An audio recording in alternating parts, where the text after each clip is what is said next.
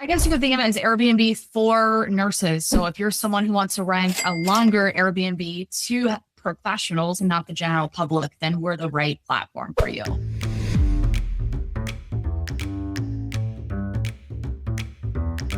Hey, Christina. Hey, Okay, first, I thought I'd torture you. I'm in about 68 degree weather in Palm uh, Springs, California. that sounds Yeah. very nice. Yeah, I had to go in and put on long sleeves. It killed me. Yeah. Oh my gosh. It is freezing here. I mean, it's actually warmed up today. But yeah, it's been in the 20s every day. So My nice and cool. my kids live in Philadelphia, so I know it's been ugly. Yep. Yep. And it's, we're looking forward to spring, but it's always like super late here. So Yeah, it's pretty in the fall or something like that. I don't know. yeah, exactly. I'm the real estate antichrist, in case you haven't looked me up. I charge a flat fee to do buy, sell, and mortgage real estate. And all Okay. these 2.5% people and realtors, which I'm proudly not a member of, hate me. And I talk about them and I expose them. And so Yeah. I got, I'm just trying to help people get stuff done and get it done right. Yeah, exactly. Well, that's Which brings me to this podcast with you, because I really want to try to go out and get people who are making a difference or doing something different and have a brain. Because my people are like Silicon Valley-ish types or wannabes. So that's my market. So I want to give them good information. And if it trickles down, great. So, the whole, I don't have to tell you. I mean, the whole thing with short-term rentals, long-term rentals, and you're in the midtown rentals. But yeah. I have a friend of mine, they've become friends they bought a couple of houses for me. We're looking at something crazy now, which I love.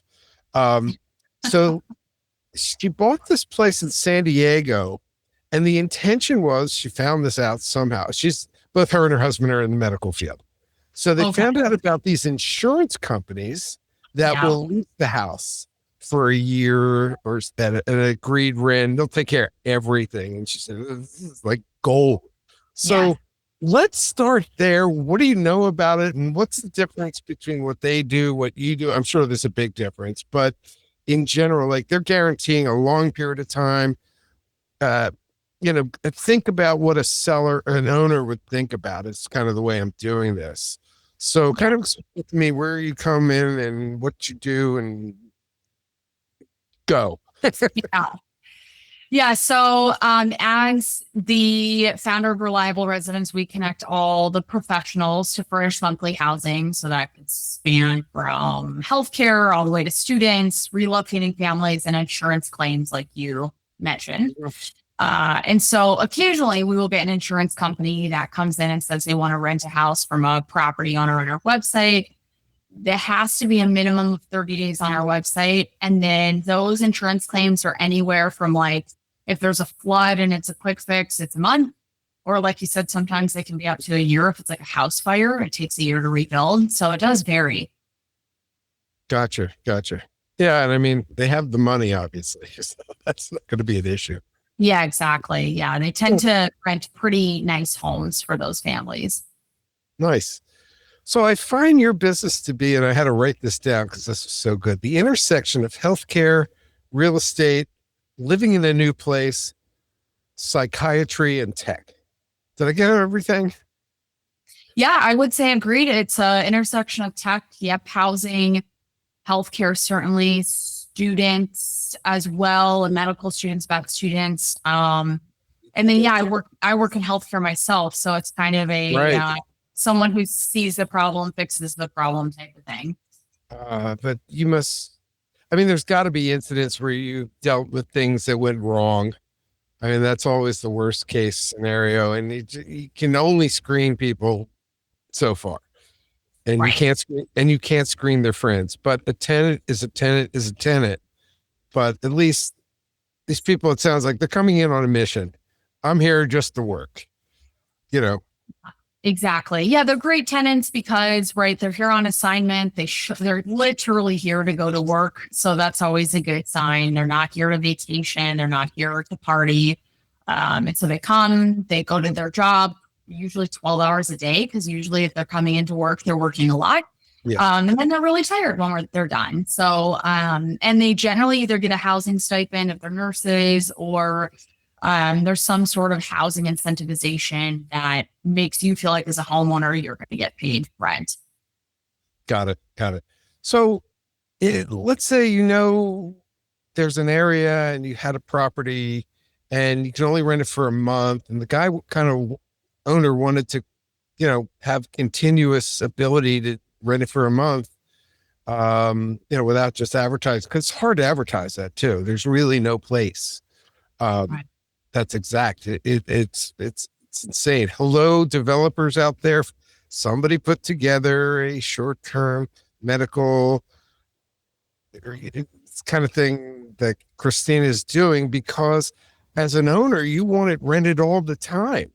So if there's some kind of way, to put everybody together, it's like you guys can work as a coalition per se. That would be really awesome. I don't know if that exists, but that's just coming off my head. Yeah. No, you're absolutely. That Yeah, there are people that don't want it rented all the time, like snowbirds. We have a lot of snowbirds in Wisconsin, and I'm not sure if you guys get some people throughout the year that they migrate and relocate, and they don't want to rent it all the time because they go back to their house. So that's a really nice way where now you don't have to ask the neighbor to watch your house. You don't have to pay someone to watch your house. You actually get paid to have someone stay in your house and keep eyes on it while you're gone. That's very interesting. That's awesome.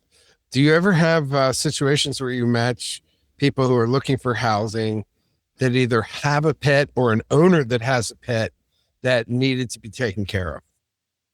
That's a good question. We haven't done any like pet sitting in exchange for rent, but we do have a lot of tenants that bring their pet to live in the property, whether it's a room for rent, a basement, or an entire unit. We will see a lot of people that bring pets, like probably around 40% of the tenants on our website.